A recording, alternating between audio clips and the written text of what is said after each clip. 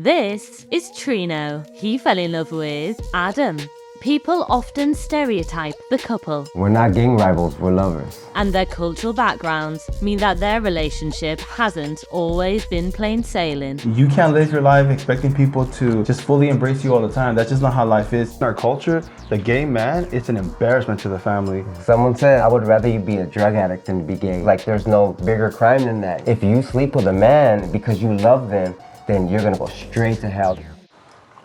My name is Trina, and this is my partner Adam. And people think that we're gang rivals, but we're actually lovers. And we've been together for 18 years. 18 years. When we first met, when we would go and get an apartment together, we always said that we were cousins. We're Mexican-American, and we're also here in California. There's a Chicano culture. I'm first generation Mexican. My grandma, she's from Mexico. My mom, she was born here. So I'm like 20th. You're like, what, third generation? The Chicano culture, the Mexican culture, the Latino culture, it's just so intense, especially us being boys. Growing up in a neighborhood where there's gang related, it became part of our culture for us to survive. I think that your mom, definitely my mom, how we're making our families look, the shame. When I first came out to my mom, she told me, like, I don't have a son anymore, I have nothing but daughters, The gay man, it's an embarrassment to the family. I knew that since I was young. Like when I met you, someone said, I would rather you be a drug addict than be gay, Yeah. It's like the bottom of the barrel for some people. It just feels like there's no bigger crime than that, Yeah. It's like you can go and you can cheat on your wife and you can go and beat people up on the daily, but if you sleep with a man because you love them, then you're gonna go straight to hell. My sister Brenda, she's always been really protective. I'm excited, but I'm nervous to see what she's gonna say. To hear her talk about how she felt back then, she's definitely had a lot of different emotions when I came out. My sister's a really honest person. I think it's also healthy to hear her point of view. Well, I thought they were just good friends. Hey! My husband told me, I think they're together. And then I'm like, no, why would you say that? I'm so excited you came. Yeah. We were younger, so we didn't really talk about it that much. So Brenda, why were you concerned about Trino being gay? Well, him being treated different, especially in the family, because in our culture, it could be a little bit like, what? And it wasn't because I was gonna love you less. I feel like it could be a tough life, it could define you. Yeah. So I was like, no, he's not gay. I understand what you're saying, because I feel like there's a lot of times we go to events and we always feel like this could be the day, that we're gonna meet someone that's not always gonna feel us, Yeah. It's always a thought in our mind, but we're never gonna let it define who we are. You relate to me without you not being a gay man. We relate too much to struggles, our relationships, life, point of view. I just love the fact that you've never changed with us. You've always made us feel like we're just normal people, like, We're normal. I'm normal. There's no such thing as normal. This is Trino's part of clothing, I like to just stay like with, just things I'm comfortable with, things that look cool. There's a brand here. Oh, sorry. And I love it because it's definitely giving Cholita, huh? Yeah. Yeah, like bandanas is very like a cholo thing.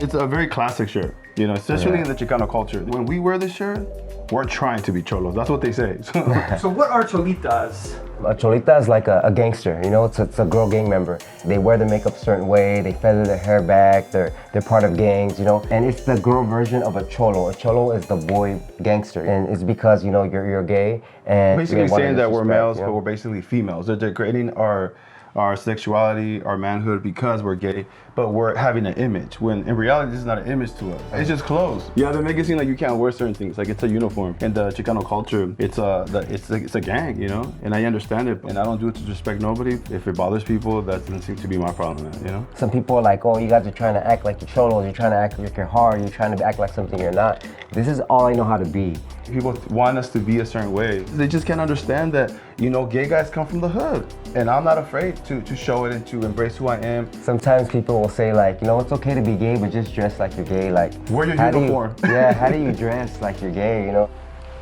Yep, this is it.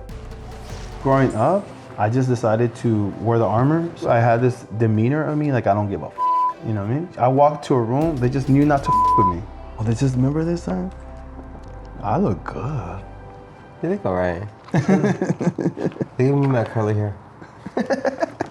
This is one of the first pictures we ever took together. It was in the beginning, and I just remember feeling so in love.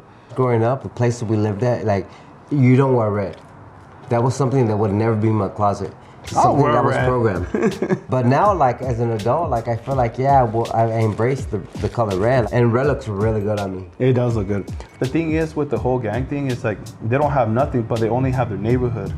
So they don't have nothing going but this. So I'm gonna protect this. We get a lot of comments on TikTok, basically on social media about how we look. So sad. Where did it first happen for you both? YA or LA County? A lot of people think that we met in prison. There's this one comment, it says, I remember these fools from the Pinta. That's prison. I've never been in prison. He's never been in prison. I don't even have a record. It made us strongest as a couple when all we have is each other, you know? So we depend on each other. Like, if he's fighting, I'm fighting.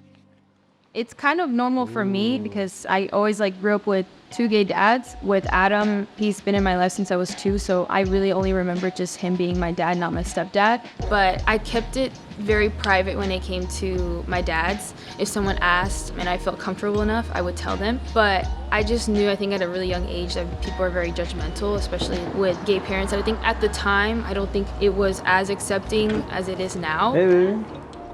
I always had like a really good childhood. I feel like they always did their best to like make it fun and interesting. I don't think they ever told me that they were gay. Like it's just something like naturally I just always knew when I was little. A lot of people would ask, oh, so where's your mom? And honestly, I don't really remember what I used to say, but like if I felt comfortable enough, I would just tell them. It was just very private. She's still private.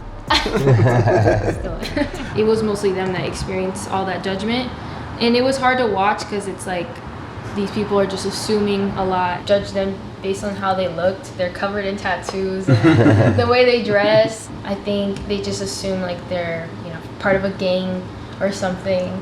They're like in the hood, like doing bad things. The misconceptions I feel was that being gay parents, you're gonna raise a gay child, you know? And I think a lot of people also think that she was gonna need some intense therapy because of the confusion.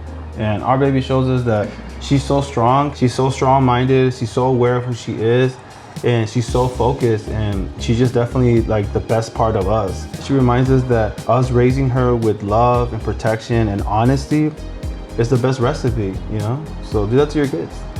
Oh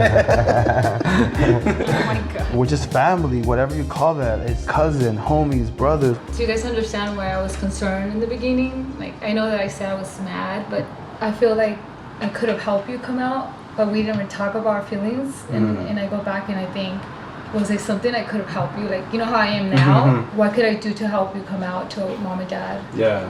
Or to anybody, you know? I'm proud of you because you did, you found your own strength and you did it. You dealt with it in a way that you never made me feel alone. You know what I'm saying? And it was so new, and it was something you had to learn how to deal with, you know? Yeah. So I get it. You have been such a defining of our journey, and you've seen us not maybe embrace ourselves. And you never made us feel judged.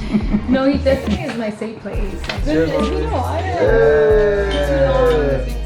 Thank you for loving us, Brenda. I love you so much.